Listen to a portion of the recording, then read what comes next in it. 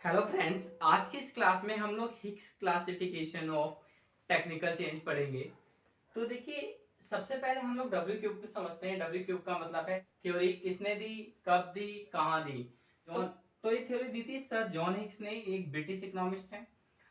और ये थ्योरी इन्होंने दी थी व्हेन यानी 1932 वेयर थ्योरी ऑफ वेज इनकी थ्योरी थी। इस थ्योरी में इन्होंने टेक्निकल चेंज को बताया था। तो इनके अकॉर्डिंग टेक्निकल चेंज तीन तरह का होता है। पहला होता है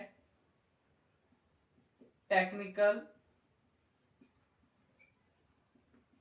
प्रोग्रेस इज लेबर सेविंग। दूसरा होता है technical progress is capital saving. और तीसरा होता है टेक्निकल प्रोग्रेस इज न्यूट्रल। अब देखिए, आगे जब मैं आपको पढ़ाऊंगा तो बार बार इतना लंबा लिखना पॉसिबल नहीं होता है, क्योंकि टाइम वेस्ट होता है इससे। तो मैं इसके लिए यूज करूंगा labour saving technical progress LSTP, इसके लिए capital saving technical progress KSTP, और इसके लिए NTP। ठीक है, आप समझ लेना। पहले इनका मतलब समझते हैं। टेक्निकल प्रोग्रेस लेबर सेविंग है, इसका मतलब है हमारी टेक्नोलॉजी ने इस तरह से प्रोग्रेस करा है कि हमारी अब लेबर बच रही है, लेबर सेव हो रही है। यानी कि हम लोग कम लेबर से उतना ही आउटपुट बना पा रहे हैं। Technical progress is capital saving का मतलब है कि हमारा टेक्निकल प्रोग्रेस इस तरह का हुआ है जिससे हमारी कैपिटल सेव हो रही है। यानी कि हम लोग कम कैपिटल को यूज करके पहले जितना प्रोडक्शन कर पा रहे हैं।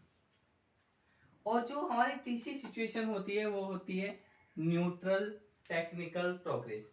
यानी प्रोग्रेस इस तरह से हुई है जिसमें हमारी लेबर और सेविंग दोनों में होने वाले जो सेविंग है वो इक्वल है। यानी कि जो लेबर है और जो कैपिटल है उसमें सेविंग एक ही प्रोपोर्शन में हो रही है। ठीक है, तो इस केस में क्या होता है, इस केस में हम लोग लेबर और कैपिटल दोनों के कम इनपुट को यानी कम क्वांटिटी को यूज करके पहले जितना आउटपुट बना सकते हैं। या आप कह सकते हो कि हमारे पास उतनी ही लेबर उतनी ही कैपिटल है, हम लोग ज्यादा प्रोडक्शन कर पाते हैं। देखिए, टेक्निकल प्रोग्रेस को दो तरह से डिफाइन कर सकते हैं। पहला तरीका तो यह है कि हम लोग उतने ही इनपुट से पहले से ज्यादा प्रोडक्शन कर रहे हैं, यानी इनपुट सेम है, प्रोडक्शन बढ़ गया। दूसरा तरीका यह होता है कि उतना ही आउटपुट बना रहे हैं पर इनपुट पहले से ज्यादा कम यूज कर रहे हैं, यानी उतना ही आउटपुट है बट इनपुट कम हो गए हैं, यानी इनपुट घट गए हैं। ठीक है, अब हिग्स के टेक्निकल चेंज को समझने के लिए हमें जो बात पता होनी चाहिए वो बात है मार्जिनल प्रोडक्ट। तो मार्जिनल प्रोडक्ट कैसे निकलता है, सबसे पहले तो ये समझ लेते हैं। देखिए, मान लीजिए एक प्रोडक्शन फंक्शन है, ठीक है, और अगर हमें इस प्रोडक्शन फंक्शन का मार्जिनल प्रोडक्ट निकालना है, मार्जिनल प्रोडक्ट ऑफ लेबर हो सकता है, मार्जिनल प्रोडक्ट ऑफ कैपिटल हो सकता है, तो हम लोग इसका डेरिवेटिव करेंगे। हम लोग करेंगे इसका derivative with respect to, labour के रेस्पेक्ट में करेंगे इसका डेरिवेटिव। अगर लेबर के रेस्पेक्ट में डेरिवेटिव करेंगे प्रोडक्शन फंक्शन का तो आएगा मार्जिनल प्रोडक्ट ऑफ लेबर। यहाँ पे ना हमें डेरिवेटिव करके नहीं दिखाना, उसकी कोई जरूरत नहीं है, सिर्फ आपको पता होना चाहिए कि मार्जिनल प्रोडक्ट निकलता कैसे है। डेरिवेटिव कैसे करते हैं मैं क्वांटिटी जब पढ़ाऊंगा, क्वांटिटी की क्लास स्टार्ट करूंगा तो मैं आपको समझाऊंगा, सिखाऊंगा कि डेरिवेटिव कैसे निकालते हैं। अगर आप डेरिवेटिव निकालोगे विद रिस्पेक्ट टू लेबर तो मार्जिनल प्रोडक्ट आ जाएगा लेबर का। अगर आप डेरिवेटिव निकालोगे विद रिस्पेक्ट टू कैपिटल तो मार्जिनल प्रोडक्ट आ जाएगा कैपिटल का। ठीक है, अब दूसरी बात, हिग्स ने मार्जिनल प्रोडक्ट ऑफ लेबर के लिए क्या यूज करा, जब फंक्शन का डेरिवेटिव करते हैं ना लेबर के रेस्पेक्ट में तो इसके नीचे एल लिख देते हैं, और जो फंक्शन का डेरिवेटिव करते हैं के रेस्पेक्ट में तो इसके नीचे लिख देते हैं के। तो आप ये समझ लीजिएगा, ये जो वैल्यू है ये है मार्जिनल प्रोडक्ट ऑफ लेबर और ये है मार्जिनल प्रोडक्ट ऑफ कैपिटल। तो मैं मार्जिनल प्रोडक्ट ऑफ कैपिटल के लिए अब इसे यूज करूंगा और मार्जिनल प्रोडक्ट ऑफ लेबर के लिए इसे यूज करूंगा। क्यों? क्योंकि हिग्स ने यही करा है, मुझे तो हिग्स के अकॉर्डिंग चलना पड़ेगा ना भाई, आपके अकॉर्डिंग या अपने अकॉर्डिंग तो मैं चल नहीं सकता हूं। क्योंकि हमने तो ये थ्योरी दी नहीं है, ये थ्योरी तो दी है हिग्स ने। चलिए अब हिग्स की टेक्निकल प्रोग्रेस को समझने के लिए सबसे पहले तो आप ये समझिए, ये लिखा है T1, इसका मतलब है marginal product of capital eight नहीं, बिफोर टेक्निकल प्रोग्रेस, ठीक है। और ये है marginal product of capital after technical progress. Before के लिए T1, आफ्टर के लिए T2। ऐसे ही ये हो गया आपका marginal product of labour before technical progress, और ये हो गया आपका marginal product of labour after technical progress. अब हिग्स ने का जो टेक्निकल प्रोग्रेस होती है, यानी हिग्स की जो टेक्निकल प्रोग्रेस है वो कैसे निकलती है, वो निकलती है marginal product of capital divided by marginal product of labour, ठीक है। एक और चीज, कैपिटल और लेबर के रेशो को कांस्टेंट माना जाता है, कांस्टेंट रखा जाता है। ये बात अपने दिमाग में डालो, ये गलत हो गई तो नंबर मिलेंगे 0। टेक्निकल प्रोग्रेस कैसे निकलती है, मार्जिनल प्रोडक्ट ऑफ कैपिटल को डिवाइड करते हैं मार्जिनल प्रोडक्ट ऑफ लेबर से, कैपिटल लेबर रेशियो रखा जाता है कांस्टेंट, और मार्जिनल प्रोडक्ट के लिए हम लोग इसका यूज करते हैं। तो जो टेक्निकल प्रोग्रेस निकलती है ना, उसका ये फॉर्मूला है, ये फॉर्मूला आपको ध्यान रखना है। और कैपिटल लेबर रेशियो क्या है, फिक्स है। अब देखिए, ये है मार्जिनल प्रोडक्ट ऑफ कैपिटल, ये है मार्जिनल प्रोडक्ट ऑफ लेबर, ये है T2 यानी कि आफ्टर टेक्निकल प्रोग्रेस, और ये भी है आफ्टर टेक्निकल प्रोग्रेस। ये है marginal product of capital before technical progress, ये है marginal product of labour before technical progress, ठीक है। तो यहां पर हम लोगों ने क्या करा है, कैपिटल और लेबर के मार्जिनल प्रोडक्ट का रेशो ले लिया है, यहाँ पे भी यही करा है। बट ये बिफोर टेक्निकल प्रोग्रेस है या आफ्टर टेक्निकल प्रोग्रेस है। अगर आफ्टर टेक्निकल प्रोग्रेस ये रेशो, यानी ratio of marginal productivity of capital to marginal productivity of labour ज्यादा है after technical progress before technical progress से, तो हम लोग इस सिचुएशन को कहते हैं कि हमारा लेबर सेविंग टेक्निकल प्रोग्रेस है। अब इसका मतलब क्या है, इसका मतलब है अब हमारी जो वेज है वो घट गई है रिलेटिव टू आर। वेज का मतलब है, डब्ल्यू का मतलब है जो आप वेज दे रहे हो लेबर को, और आर का मतलब है रेट ऑफ इंटरेस्ट जो दे रहे हो कैपिटल को, ठीक है। ऐसे ही अगर ये रेशो ऐसे आता है, यानी कि आफ्टर टेक्निकल प्रोग्रेस ये रेशो घट गया है, तो हम लोग इसको कहेंगे कैपिटल सेविंग टेक्निकल प्रोग्रेस। और इसका मतलब क्या है कि आप जो रेट ऑफ इंटरेस्ट दे रहे थे वो घट गया है रिलेटिव टू वेज, यानी कि अब आप ना वेज के कंपेयर में रेट ऑफ इंटरेस्ट आपको कम देना पड़ रहा है। और तीसरा है, ये टेक्निकल प्रोग्रेस न्यूट्रल हो सकता है।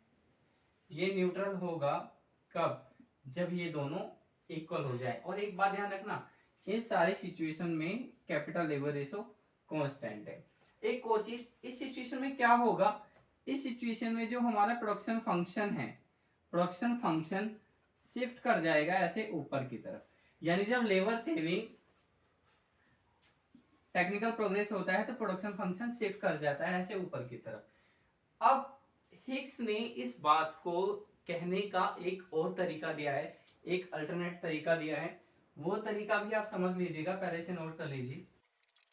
दूसरे तरीके को समझने के लिए आप पहले ये समझ लीजिए कि अगर मार्केट में परफेक्ट कंपटीशन है तो लेबर को जो वेज दी जाती है वो उसके मार्जिनल प्रोडक्ट के अकॉर्डिंग दी जाती है। कैपिटल को जो इंटरेस्ट मिलता है, रेट ऑफ इंटरेस्ट, वो उसके मार्जिनल प्रोडक्ट के अकॉर्डिंग मिलता है। यानी परफेक्ट कंपटीशन में वेज दिया जाएगा जितनी मार्जिनल प्रोडक्टिविटी होगी लेबर की, और रेट ऑफ इंटरेस्ट दिया जाएगा जितनी मार्जिनल प्रोडक्टिविटी होगी कैपिटल की, ठीक है। अब देखिए, अभी हम लोगों ने क्या माना था, हम लोगों ने ये लिया था ना टेक्निकल प्रोग्रेस के लिए ये, तो ये मार्जिनल प्रोडक्ट है कैपिटल का, तो क्या है, ये हो गया आर, और ये मार्जिनल प्रोडक्ट है लेबर का, तो ये क्या हो गया डब्ल्यू। यानी कि आप इसको ऐसे भी लिख सकते हो। तो अगर हम इसको इस तरह से लिखते हैं तो लेबर सेविंग टेक्निकल प्रोग्रेस होगी अगर ये रेशो बढ़ जाए, कैपिटल सेविंग टेक्निकल प्रोग्रेस होगी अगर ये रेशो घट जाए, और टेक्निकल प्रोग्रेस होगी न्यूट्रल अगर ये अगर ये कांस्टेंट रहे। ठीक है, अब एक तरीका और दिया है हिक्स ने।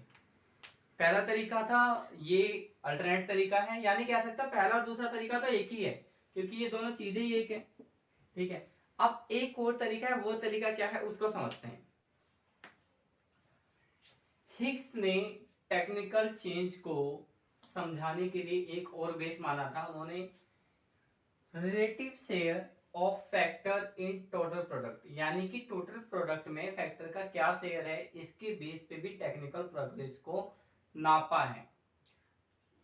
ध्यान रखिएगा कि हिक्स ने टेक्निकल प्रोग्रेस को इस बेस पे भी नापा है कि टोटल प्रोडक्ट में रिलेटिव शेयर क्या है फैक्टर्स का। तो सबसे पहले तो हम लोग ये समझते हैं कि रिलेटिव शेयर कैपिटल का क्या है टोटल प्रोडक्ट में। अगर आप ये देखना चाहते हो कि टोटल प्रोडक्ट में कैपिटल का रिलेटिव शेयर क्या है, तो ये के आपका कैपिटल है, वाई का मतलब है आपका total output, K upon Y into R, R का मतलब है रेट ऑफ इंटरेस्ट। तो रेट ऑफ इंटरेस्ट को कैपिटल से मल्टीप्लाई करो और डिवाइड कर दो टोटल प्रोडक्ट से, तो शेयर आ जाएगा कैपिटल का टोटल प्रोडक्ट में। ऐसे ही अगर आप टोटल प्रोडक्ट में लेबर का शेयर देखना चाहते हो तो हम क्या करेंगे, हम लोग वेज रेट की मल्टीप्लाई कर देंगे लेबर से और वाई से डिवाइड कर देंगे। देखिए यहाँ पे कैपिटल की जगह क्या आ गया है लेबर, और वाई अपनी जगह है, रेट ऑफ इंटरेस्ट की जगह वेज आ गया है।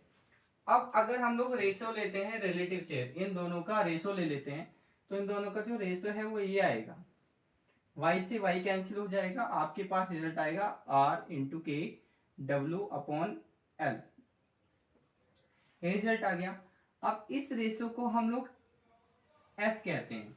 अब हमें क्या करना पड़ेगा, टेक्निकल प्रोग्रेस को चेक करने के लिए इसका डेरिवेटिव करना पड़ेगा। आप जब इस s का डेरिवेटिव करोगे तो डेरिवेटिव करेंगे टाइम के रेस्पेक्ट में, और इसको ऐसे लिखोगे। इसका क्या मतलब है, इसका मतलब है derivative of s with respect to time. ठीक है, इस रेशो को s बोला और इसका डेरिवेटिव कर दिया टाइम के रेस्पेक्ट में। अब ये डेरिवेटिव तीन सिचुएशंस क्रिएट कर सकता है या तीन तरह का हो सकता है। देखिए ये बढ़ जाए, अगर आपका डेरिवेटिव आता है मोर देन जीरो, मोर देन जीरो का मतलब है ये जो रेशो है ये रेशो बढ़ रहा है, ये रेशो बढ़ रहा है। अगर आपका डेरिवेटिव आ गया D S D T, derivative of S आया with respect to T more than zero. पहले तो आप ये समझ लो कि derivative of S with respect to T का मतलब क्या है। इसका मतलब है टाइम के अकॉर्डिंग एस में क्या चेंज हो रहा है। अगर डेरिवेटिव एस का जीरो से ज्यादा है तो इसका मतलब है जैसे जैसे टाइम बीतता जा रहा है वैसे वैसे ये वाला शेयर बढ़ता जा रहा है। ठीक है, तो ये बढ़ेगा, यानी जब जीरो से ज्यादा होगा तो हमारी जो टेक्निकल प्रोग्रेस होगी वो होगी लेबर सेविंग। अब इसका क्या मतलब है, ये जीरो से कम है, जीरो से कम है, इसका मतलब है अगर आपका s का डेरिवेटिव टाइम के रेस्पेक्ट में जीरो से कम आता है तो इसका मतलब है जो s की वैल्यू है वो टाइम बीतने के साथ साथ घटती जा रही है। ठीक है, और अगर ये घटती जाएगी तो हमारा जो टेक्निकल प्रोग्रेस होगा वो होगा कैपिटल सेविंग। और अगर आपका s का डेरिवेटिव t के रिस्पेक्ट में जीरो आ जाए तो इसका मतलब है टाइम बीतने के साथ साथ s की वैल्यू में कोई चेंज नहीं हो रहा है। बेसिकली डेरिवेटिव बताता है क्या चेंज हो रहा है, रेट ऑफ चेंज। ठीक है, तो जीरो के केस में शेयर में कोई भी चेंज नहीं होगा। तो ये हमारे हिक्स के अकॉर्डिंग टेक्निकल प्रोग्रेस थी। अब एक जापानी इकोनॉमिस्ट है जिनका नाम है हिरोफ्यूमी उजावा, उन्होंने क्या कहा, उन्होंने ये जो हिक्स का क्लासिफिकेशन है टेक्निकल चेंज का इस पे कमेंट कर दिया। आदत होती है ना इकोनॉमिस्ट लोगों की, एक आदत होती है कि वो दूसरे इकोनॉमिस्ट की बात पे कमेंट जरूर करते हैं। देखिए यहाँ पे कमेंट का मतलब नेगेटिव कमेंट से नहीं है, हर इकोनॉमिस्ट दूसरे इकोनॉमिस्ट की, जो इकोनॉमिस्ट की रिसर्च बहुत ज़्यादा पॉपुलर हो गई है वर्ल्ड वाइड, उसकी रिसर्च, उसकी थ्योरी को पढ़ता जरूर है। अब पढ़ने के बाद अगर उसे कुछ लगता है कि इस पे मुझे कुछ कमेंट करना चाहिए तो वो कमेंट करता है। अब किसी इकोनॉमिस्ट की बात पर बहुत सारे लोग कमेंट करते हैं, यानी बहुत सारे इकोनॉमिस्ट कमेंट करते हैं, बट जिसका कमेंट लॉजिकल होता है उसको फिर प्रमोट करा जाता है। तो यहाँ पे जो हिरोफ्यूमी का कमेंट है, यानी हिरोफ्यूमी उजामा का जो कमेंट है वो लॉजिकल है। तो अगर आपसे हिग्स का टेक्निकल चेंज पूछा जाए और आपने इस पे उस कमेंट को नहीं लिखा तो नंबर आपके गए।